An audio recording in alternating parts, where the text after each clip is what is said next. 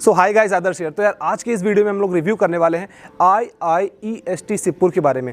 ये college one of the oldest government engineering college है। जो तो इस कॉलेज के यार मैं प्रोज और कॉन्स बताऊंगा। एडमिशन कैसे मिलती है, एडमिशन की प्रोसेस क्या है, नंबर ऑफ सीट्स इस कॉलेज में कितनी है, उसके बाद इस कॉलेज की फ़ीस क्या है, प्लेसमेंट कैसी है, एवरेज पैकेज कितनी है, हाईएस्ट पैकेज पिछले सालों में कितनी मिली है, और लास्ट में इसकी स्पोर्ट्स फैसिलिटीज़, सारी चीज़ों के बारे में डिस्कस करेंगे। और आप इसी तरीके के और भी रिव्यूज़ अगर देखना चाहते हो तो मैं नीचे डिस्क्रिप्शन में आप लोगों को मेरी कॉलेज रिव्यू की एक प्लेलिस्ट है, कॉलेज रिव्यूज़ बाय आदर्श, तो उसे आप लोग जाके एक बारी देख सकते हो और चैनल को सब्सक्राइब कर सकते हो। मैं आगे इसी तरीके के और भी कॉलेज रिव्यूज़ आप लोगों के लिए लाता रहूँगा।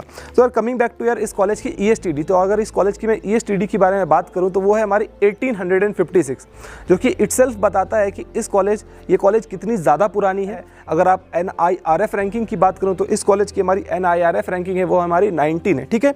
उसके बाद अगर मैं एडमिशन की बात करूँ तो एडमिशन आप लोगों को इस कॉलेज में वो मिलती है थ्रू JEE मेंस। पहले इस कॉलेज में एडमिशन आप लोगों को WBJEE के द्वारा मिलता था, उसमें आप लोगों को स्कोर करना पड़ता था, फिर WBJEE की काउंसलिंग से गुजरना पड़ता था, फिर जाके आप लोगों को इसमें एडमिशन मिलती थी। बट अब आप लोगों को एडमिशन इस कॉलेज में जोसा काउंसलिंग के थ्रू मिलती है। JEE मेंस में आपकी रैंक आनी पड़ेगी अच्छी खासी, उसके बाद इस कॉलेज में आप लोगों को एडमिशन तो इस कॉलेज में यार एडमिशन के लिए आप लोगों को बेसिकली 75% होनी चाहिए या फिर टॉप 20 परसेंटाइल में आप अपने स्टेट बोर्ड के एग्जामिनेशन पे आने चाहिए। वहीं अगर आप SC ST और फिजिकली हैंडीकैप्ड अगर आप रहते हो तो 65% भी अगर रहेगी तो भी आप लोग एलिजिबल हो जाओगे इस कॉलेज में, ठीक है। कोर्सेज की अगर मैं बात करूं तो यहाँ पे BTech और BArch दोनों ही कोर्सेज आप लोगों को ऑफर की जाती है। BTech में अगर मैं बात करूं तो BTech में aerospace engineering, civil engineering, CSE, EE, electronics and telecommunication engineering, IT, mechanical engineering, metallurgical engineering, mining, तो ये सारी ब्रांचेज हैं जो कि ऑफर आप लोगों को की जाती हैं, ठीक है। अब यार ये कॉलेज ना खास करके सिविल इंजीनियरिंग का फेमस रह चुका है और माइनिंग के लिए भी इस कॉलेज को पहले बहुत ज़्यादा जाना जाता था। फीस की अगर मैं बात करूँ तो tuition fee for this college इस हमारा 71,000 पर सेमेस्टर है, ठीक है। वहीं अगर मैं हॉस्टल और मेस चार्ज की बात करूँ तो वो आपके आ जाती है 30,000 पर सेमेस्टर। अब मैं स्कॉलरशिप की अगर मैं बात करूं तो अगर आप SC ST हो तो आप लोगों को 100% ट्यूशन फ़ी, जैसे मैंने आप लोगों को पहले बताया था कि एक सेमेस्टर की ट्यूशन फ़ी होती है हमारी 71,000, तो अगर आप SC और ST होते हो तो आप लोगों की ट्यूशन फ़ी वो 100% ऑफ हो जाएगी। अगर आप लोगों की पेरेंटल इनकम, अगर आप जनरल कैटेगरी से हो या फिर OBC से, कोई भी कैटेगरी से हो सकते हो, अगर आपकी पेरेंट्स की जो इनकम है वो 1 लाख से अगर कम होती है तो आपके लिए 100% फीस वो ऑफ कर दी जाती है, ठीक है।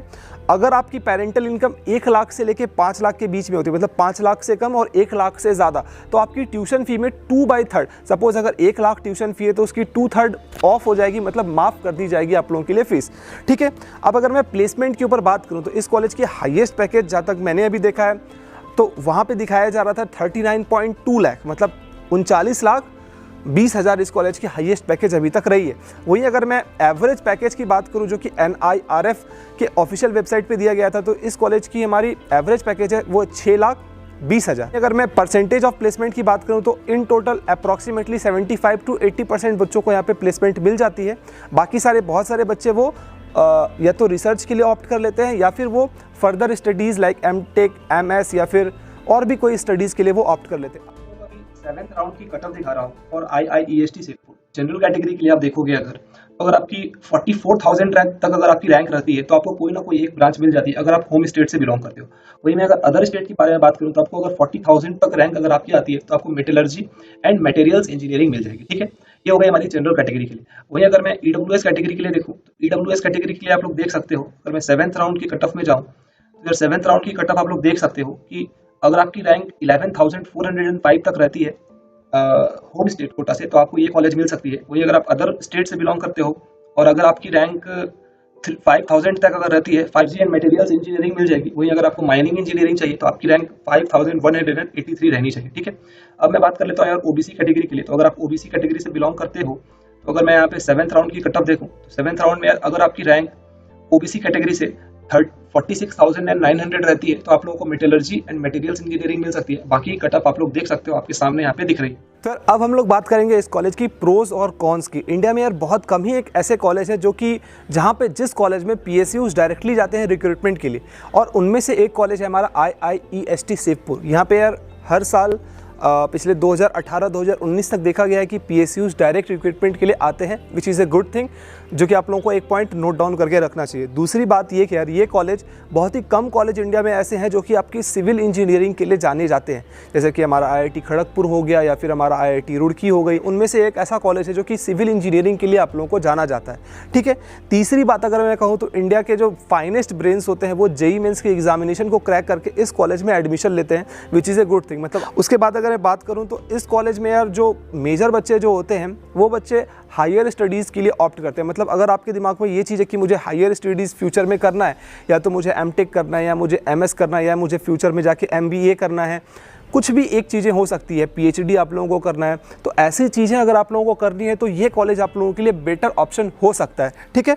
उसके बाद अगर मैं बात करूं तो अगर आप लोगों को ये बात भी जान के थोड़ी सी शौक होगी, क्योंकि ये कॉलेज मतलब हमारी जो IIEST सिपपुर जो ये कॉलेज है हमारी, इस कॉलेज ने 2 IITs को मेंटर भी कर चुका है पहले। मतलब कि हमारी IIT खड़गपुर और IIT धनबाद, मतलब जो अभी हमारा ISM धनबाद है, इन दोनों कॉलेजेस को इस कॉलेज ने मेंटर कर चुका है पास्ट में, तो which is a good thing जो कि आप लोगों को दिमाग में रखना चाहिए। बोलूँ फेस्ट और क्लब्स के बारे में, तो बहुत सारे बच्चों को इस चीज़ के बारे में जानना होता है। हालांकि हर साल इस कॉलेज में फेस्ट और क्लब्स तो होते ही हैं, बट आप इसे NITs, किसी और NITs अच्छे वाले टॉप मोस्ट NITs या फिर टॉप मोस्ट IITs से कंपेयर नहीं कर सकते, जबकि रैंक इस कॉलेज की काफ़ी ऊपर है। तो मुझे लगता है कि इस चीज़ में स्कोप है इस कॉलेज को इम्प्रूवमेंट आगे करने का, ठीक है।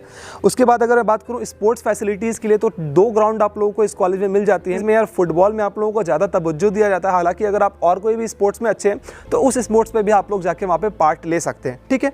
उसके बाद यहाँ की जो लाइब्रेरी है यार वो काफ़ी फेमस लाइब्रेरी है, क्योंकि बहुत पुराने जर्नल्स इस कॉलेज की जो लाइब्रेरी है वहाँ पे आप लोगों को मिल जाएंगे। मोर देन 1.5 लाख, 1.5 लाख से भी ज़्यादा बुक्स आप लोगों को इस कॉलेज के लाइब्रेरी में मिल जाएंगी, which is a good thing, जो कि इस पॉइंट को आप लोगों को नोट डाउन करके रखना चाहिए। कमिंग बैक टू यार हॉस्टल एंड मेस फैसिलिटीज़, तो यार मैं जब कोरा की रिव्यूज़ वगैरह कुछ देख रहा था, और कुछ एक मेरे दोस्त भी पढ़ते हैं वहाँ पे IIST सिपपुर में, तो मैंने जब उनसे पूछा तो ये यार कॉलेज काफ़ी ज़्यादा पुरानी है, तो इस कॉलेज की इंफ्रास्ट्रक्चर, हॉस्टल, ये सारी चीज़ें भी काफ़ी ज़्यादा पुरानी है। हालांकि पिछले कुछ दिनों में काफ़ी फंडिंग वगैरह हुई है, तो बहुत सारी चीज़ें इम्प्रूव हो रही है, बट स्टिल हॉस्टल फैसिलिटीज़ और इंफ्रास्ट्रक्चर एक ऐसी जगह है जहाँ पे यार कुछ ना कुछ अभी भी इम्प्रूवमेंट की गुंजाइश है।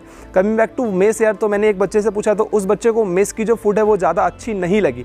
तो ये पर्सन टू पर्सन वैरी कर सकता है, बट हाँ मेस उतना अच्छा नहीं है विथ रिस्पेक्ट टू IITs अगर आप कंपेयर करते हो तो, ठीक है। और इस पॉइंट को भी आप लोगों को नोट डाउन करके रखना है। अच्छा, मैं जो बातें बोल रहा था इसमें मैं प्रोज और कॉन्स साथ ही साथ बोल रहा हूँ, तो आप लोगों को एक साथ करके अगर रखना है कहीं पे तो उस चीज़ को आप नोट डाउन करके रख सकते हो, ठीक है। जो यहाँ की हॉस्टल रूम और बाथरूम वगैरह जो है यार खास करके वो बहुत ज़्यादा पुरानी है, तो वो पुराने ढंग से बनाई गई है, जो कि इसमें अभी रिनोवेशन का वक्त धीरे धीरे किया जा रहा है, बट इसमें यार हाँ 3-4 साल का वक्त लगेगा इस चीज़ को इम्प्रूवमेंट करने में। गर्ल्स हॉस्टल जो यहाँ की पर्टिकुलरली है वो 9-10 बजे के तकरीबन बंद कर दी जाती है, मतलब हॉस्टल से बाहर नहीं जा सकते हो, घूम फिर नहीं सकते हो, तो ये एक चीज़ है जो कि आप लोगों को दिमाग में रखना है।